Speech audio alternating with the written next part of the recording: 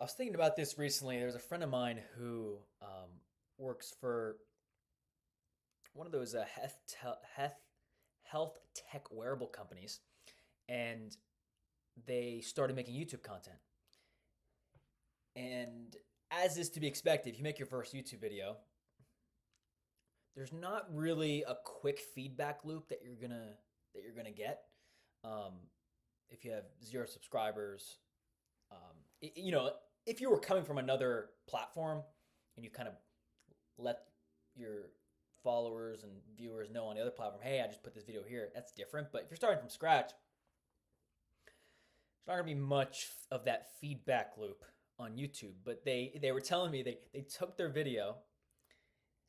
I don't think it was the full video. I think it was a clip of it. They just clipped up a smaller version of the 10 plus minute video and then put it on LinkedIn. And there was a lot of activity on it. So kind of speaks to the it's in your best interest to try to be more than one place. Um, but at the same time, um, going back to well, actually, I don't know if I want to spend too much time on the repurpose game. I feel like the repurposing could be a double edged sword depending on the size of your team and also your level of commitment to um, the rhythm and cadence of doing content, particularly video regularly. But going back to the FinFree Cloud project that we have here, the FinFree Cloud initiative, it wasn't super clear during this conversation, but then afterwards, thinking, a lot of us have, even if we've tested out with video, we have videos on our phones that we haven't uploaded anywhere except maybe Google Photos or iCloud Photos or Dropbox. We have a lot of content that's probably just kind of sitting there dormant. And um, as I'm saying this out loud, I think I've said a version of this like about 5 years ago, maybe 4, 5, 6 years ago, and maybe only in recent history, within the last year, came to call it the FinFree Cloud that is YouTube. If people aren't really going to see your YouTube content to start anyway, but knowing that YouTube has a longer lifespan on your videos in the long term, like for example, a friend of mine who posted the YouTube video, not much activity to be expected. They even said this. LinkedIn had a lot of activity. As you probably know, as you're watching this, social media videos, they have kind of this lifespan, call it 12, 24, maybe 48 hours. With LinkedIn, kind of depends on the size of your network type thing, but um, and how your content performs with smaller subsections of your network. And then if it does well, signals to the platform, show it to more, show it to more, show it to more. But um, if we think about the FinFree Cloud being YouTube, people aren't going to see your YouTube videos to start anyway. Might as well have them public. Might as well give YouTube the chance to push your content, call it 6 months, a year, 18 months from now. Um, and it probably has the double benefit of in that 6 months, year, 18-month time frame, you keep doing videos and videos. There's kind of no way you don't get more comfortable in that amount of time. I mentioned actually in the video just previous to this that um, being comfortable is not, you don't really need to be comfortable to do video, but it makes it a lot more fun if you are. You don't need to be comfortable to have a workout routine, to go to personal training. You kind of just need to go and do it and kind of trust that whatever process your trainer is taking you through is productive. So the more I talk about it, FinFree Cloud, treating YouTube as that cloud that really doesn't technically cost anything financially.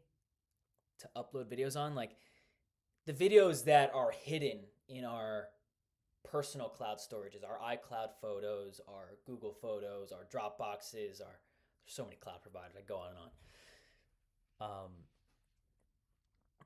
If they're just gonna sit there and not interact with the world, that feels safe. It definitely feels safe. I have, I feel like I'm making these types of videos for people who are kind of in that inflection point of they kind of want to do something, call it more creative, call it for themselves, call it be more entrepreneurial in how they approach the internet. Um, and I go back to my friend who did the first YouTube video. There was a conversation where kind of had started and stopped on different iterations of that type of video for I think at least a year, if not like 2 to 3 years. And um, I think that's total. That's like super normal. And even some of the feedback, call it feedback, call it advice.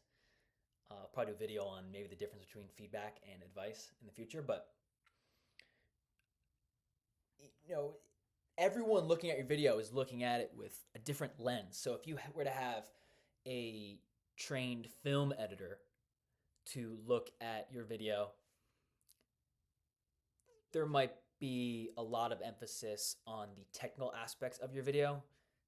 Maybe your camera could use an upgrade, your microphone audio could use upgrade, the lighting in the back could use upgrade, the framing, all that type of stuff. I guess at the end of the day though, the operating thesis of FinFree Cloud is that it's hard for good things to happen in isolation. And so as I'm saying this out loud, I mean, I've actually been wanting to do more of a newsletter, email newsletter, but something that's just more like me writing and publishing on the internet. Maybe it's a Medium account. Maybe it's using a hey.com email where it actually has a built-in Hey World where you can publish to the world with the click of a button. And it's also kind of independent of a social media platform. So like regardless of what social media platform you're active on in that phase of your career or your goals, you can always direct people to your newsletter that lives on the internet permanently. I come back to video. I think. I mean, I have. I'm not starting from scratch. I have experience doing videos.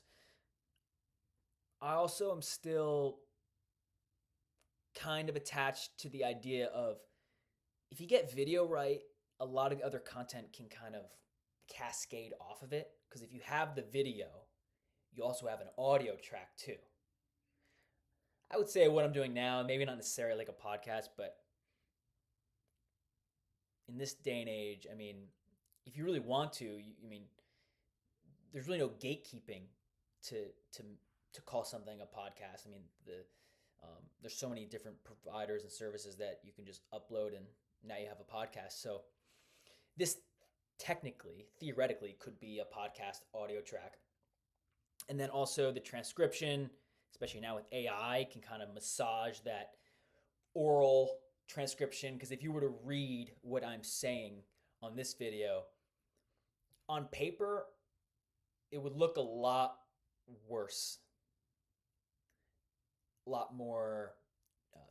Jaggedy is not the word. It's a lot more like I'm speaking in chunks. Basically, I'm not really speaking in clear, cohesive paragraphs. So then you have that transcript from the video, put it into an AI tool to rewrite it, and now it's a newsletter, a blog, maybe a series of micro posts on LinkedIn. Could be other platforms too. My head's kind of around YouTube and LinkedIn right now. I kind of like the combo of it. I think I might want to, if I'm going to follow this FinFree Cloud example, when I think about that, I think about video.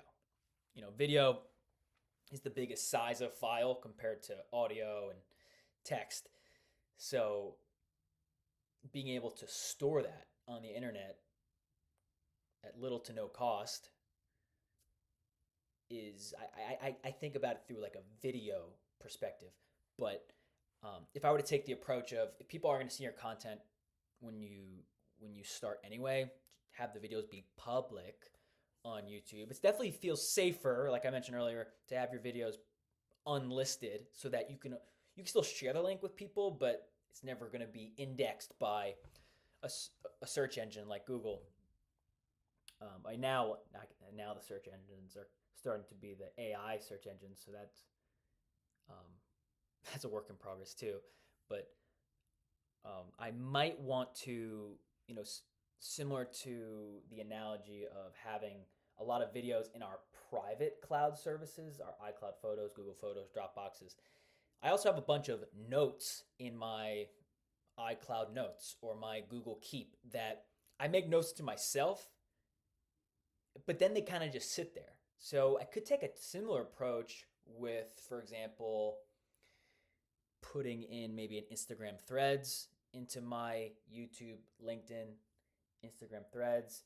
I mean, Twitter/X was the kind of the first platform, I would say, to be more of like journal to self, but pushing it out to the internet. So I could see that being effective as well.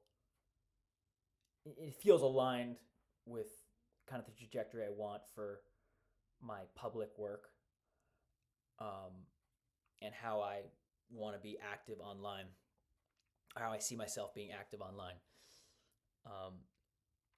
It's interesting to think, though, that I actually have an easier time wrapping my head around putting completely public videos on YouTube than to put completely public Instagram Threads or X tweets. Do we even call it tweets anymore? We call it Twitter in tweets. X, are we still calling it tweets, or are we calling it posts? Yeah, I don't know. I don't know what that was a platform I never really, even when it was Twitter all those years, I was never really on it. I made an account, didn't really keep up with it though. So I'm more in like the LinkedIn realm. I've done some Instagram/Facebook through the Meta integration. Actually, before they renamed as Meta, but kind of using Facebook pages. There was different functionality you could use that made it pretty easy to repurpose video content from a Facebook business page to a Instagram page and kind of have it happen automatically. I'm already about halfway through my quota for this video. I get about 30 minutes before the video shuts off. I haven't fought on how to make that longer. I don't think there's really any need for it to be any longer, unless maybe I was doing a two-person podcast type conversation. But for solo videos, I'm thinking, and it's just the raw footage here, so it's actually 30 minutes. Yeah, I think that's more than enough for now.